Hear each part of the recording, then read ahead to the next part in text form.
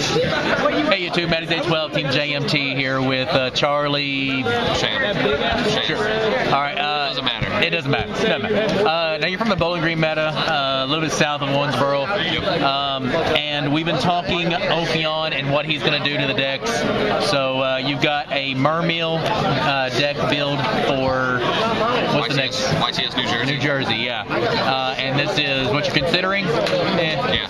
Okay. Well, what bow is probably. What bow is? Okay. All right, well, let's get into the deck profile. All right. The Mermail, basic Mermail cards, except for that, I guess. Down to 2 pike? Yeah. You really only need 2. Okay. 3 Megalo, 2 pike, 3 Bling. I mean, between Gund and Tias and the 3 Lin, you're gonna always have a pike. It's readily available, so it's Megalo. You want to play 3 Megalo because you want to get the discard, obviously. Yeah. And then like 1 Gund and 1 Tias? Yeah. Like, it doesn't drop these cards as consistently as Mono Mermail, obviously, because you don't run like 3 of each or 2 Gundy and 3 Tias. Yeah. But the idea is more to like grind game with the deck a little bit, because Evil Swarm is a slower tempo deck, Fire Fist is a slower tempo deck, and you're kind of setting the pace with Undines, which I'll talk about in a little bit. Yeah. All right, let's get into some more monsters. All right. Obviously, the Atlantean stuff. Now see, 2 infantry. Would you not consider a 3rd infantry, seeing that you're going to be dumping it with Undine? Infantry might go up to 3. Okay. It depends. Honestly, side decking one might not be a terrible idea, but you have to play 3 goons and 3 marksmen. Yeah. And space in the deck is kind of tight. Like you could maybe drop Gundy and Tias for like an infantry and a salvage or something. You're going at that point. You're pretty much just going back to the Undine. Back to like the straight old school Undine. Yes. But it dominated our meta, so yeah. Can't be too bad. Yeah. Let's see what else we got. 3 Diva, because it's the stones. Yeah. It's Catastor or Librarian or half the monsters in your deck on the field. Yeah. And then Undines, which are like the main draw to the deck, because if you're playing 3 Tias and 3 Gundy, you're not going to resolve these cards if Ophion is on the field. Yeah. And this basically just gives you a way to, like, if they first turn Ophion with Caster and whatever, Evil Swarms or Rabbit, you can just normal summon it and kill it, unless they had Dress. But if they had Dress, you didn't want to win anyways. Yeah. So, you can't help that. And then 2 of the more odd choices, I guess, are Gores and Mullen Glacia. Nobody plays this card anymore, but it's ridiculous. And especially, like, more so if you decide to put in the salvage. Yeah. And that's pretty much how the deck was played when it was released. And I mean, I top with it, so it's pretty crazy. And Gores is just Gores. Like it's just it does what it does. It does what it does. Like it literally is the biggest momentum changing card in the game. And it is weak to Evil Swarm, but literally against like everything else, 9 times out of 10, it's going to either stop you from dying or win you the game outright. So yeah. So is your play with Gores? Is it really just I'm going to summon Undine, pop your Ophion, let you summon something, and then I'm going to drop Gores on you? Is that like your? I mean, why not? Just give up the Undine and let them run it over. You've killed their big guy, so they have nothing going for them at that point, basically. Like, they have to rebuild their field. And if you can drop a Gores on something that's already used their Rescue Rabbit, like, how are they going to get around that in 1 or 2 turns, unless they have, like, some real trap set or something. Yeah. Like, it's going to take a couple of turns for something like Evil Swarm, or Fire Fist. Like, Fire Fist is probably going to bear Gores, but at least you got the token. Like, you're going to kill something. So it's not a negative in that light either. But, like, against Evil Swarm, if you can kill their Ophion with the Undine, if you pull that off, Gores is probably going to end up winning you the game, because they're not going to be able to summon a monster as big as Gores or bigger. Oh, I agree. I just, I mean, it's a little situational, but it's too good to be. Yeah. Would you not consider Trag over it? I'm pretty sure I'm not. You can play Trag, but it suffers from the same weaknesses, and And like late game, I feel like Trag is kind of terrible because you have no cards. Like Mermail is kind of a deck that just puts his hand on the board and makes an unbreakable field. In some cases, not in all, but like Trag is good with the Genix controllers and stuff. Trag is a good alternative. Like if I were gonna play Trag, I might drop Glacia and Gores for 2 Trags or something. Fair enough. All right, let's get into the spells. Now your spells are a bit unusual. 2 Duality. Cause yeah, you start off with that. Now, A lot of people- I've not seen anybody playing that. A lot of people don't play Duality, but that's because they play Mono Mermail. Yeah. Hey, you remember that one? Chances are your first turn play is going to be Summon Undine or Summon Pike.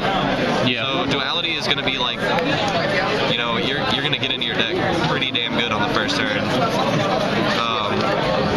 I mean, that's really about it. Duality is just great. Like, I played Mono Mermail today, and I played Duality in it, regardless. Really? Maining it. Like, it just... I don't know what your deck It just, does. like, gives you kill turns, because you can stack your hand pretty much.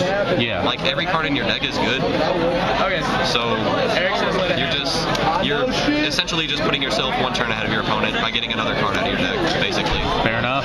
All right, let's see what else we got. Avarice is obvious. Yeah. It's like the most destructive card ever in Mermail. It seems that way, doesn't it? Yeah, because you just like can use up all your resources for no reason and then come back and win.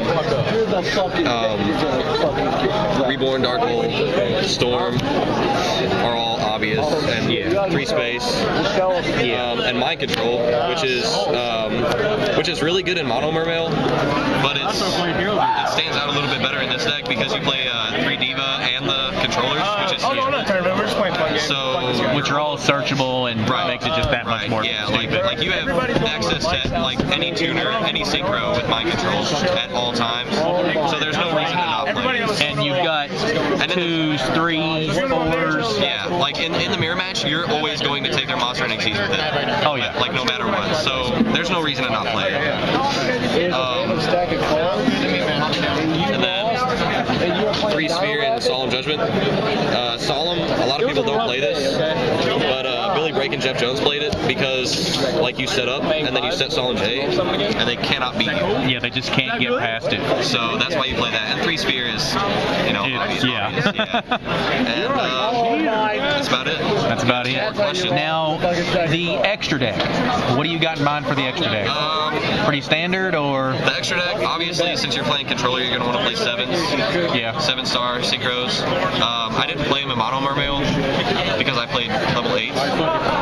Because I ran Abyss guy. Yeah. But you're gonna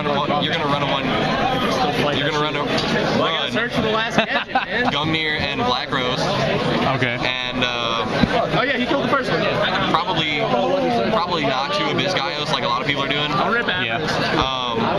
Because it's harder to make 7s in this deck. If you've only got the 4 7s, then you're not making the card as easy. Yeah, no. I mean, it's definitely possible because you still main the Goonie, and I mean, you're gonna summon 7s. You're gonna summon rank 7s, but summoning level 7 synchros is a lot easier in this deck.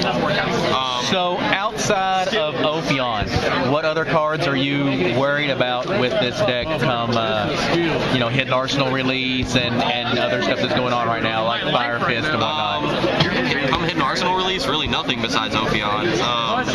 Constellar Pleiades is a big problem for this deck if you don't have Abyss Gaios on the field. So Undine is actually an out to that too, which is So it makes Undine even really more something. important. But yeah, I doubt people are going to play Constellars, but At least not at a heavy competitive level. No, I mean you might see them at like a local or a regional or something, but in a large scale event like a YCS or something, you won't see it. All right, we got some cards missing out of this as opposed to the original, Mermail build. Why no Allure of Darkness? Allure of Darkness, well, it's a good card and it's relatively consistent, but like you're playing Mind Control, you're playing 3 Sphere, so I mean you're always gonna make a synchro basically. Does it come down to that you just prefer the Sphere synchro plays and the I guess that could be personal preference. Allure is really solid though. Like if you wanted to play it, you could drop one of those questionable cards that I talked about earlier. Now what about Salvage? Yeah, like I mentioned earlier, if you want to play Salvage, you could drop like whatever. One of those 4. I don't really know. Space is kind of tight after those. Yeah. But yeah, you could drop any of these. I'd prefer to keep yours. That's just me though. Like the card has been crazy for me, but It's not even secret. yeah, I mean, like if you wanted to run salvage, like honestly, if I was gonna go the salvage route, I'd keep Glacia and play 2 salvage. Play 2 salvage and keep Glacia and just. Yeah, because salvage makes him live all the time. Oh yeah. And yeah, that's about it, really. All right. Any little insights you want to give anybody from here on out to kind of help them with this field, help them with what's going to happen to the meta after Ophion? Come on, let's pick the brain for a second. Be conscious of Macrocosmos because every deck is going to play it. Hold on to your Space Typhoons and your Heavy Storm. Don't overextend because every deck is playing Lance and you're going to run into Lance and you're going to lose because of it. Chances are. I don't know. I don't know. Elemental Dragons are coming out, but they're not coming out anytime soon. Really, they're coming out next month. They might be legal for New Jersey, and if they are, definitely play Gores. Yeah. Definitely play Mooling Glacia. I drop these for salvages at that point. Drop those for salvages. Yeah, Make Mooling Glacia. Sure. Like this wins games against that deck. Yeah, sure. It knocks resources out of their hand. That's what you have to do. Yeah. Me too. And honestly, I might drop like a Megalo and something else, and maybe play Threatening Roars. Really? Yeah. Any other traps you would consider other than the Threatening Roars? Bottomless is really good. Mirror Force is really good, and with the Gen X controllers always in your hand, if you don't want to play Allure of Darkness, you can play Phoenix Wind Blast, which is really solid against. Why Wing Blast over Raigeki Break? Well, Raigeki Break destroys. See you guys, be careful. Raigeki Break destroys, which gets dressed. Yes. And a lot of people are hyping dress over Lance, so you're probably gonna see it more. I don't know, they have trapped for days, man. So Phoenix Wing Wind Blast kind of just is a meta call. Yeah. Raigeki Break is still good. Yeah. But Threatening Roar is really solid. All right, man. What else we got? Play conservative. Play conservative. Play conservative. Conserve your cards. That's what I would do. All right. I appreciate it, man. Give a lot of good insight into what Mermail's going to look like just a couple months. Yeah. All right. Appreciate it, guys. All right. Thanks. Subscribe. Comment down below. Show us how much you love us.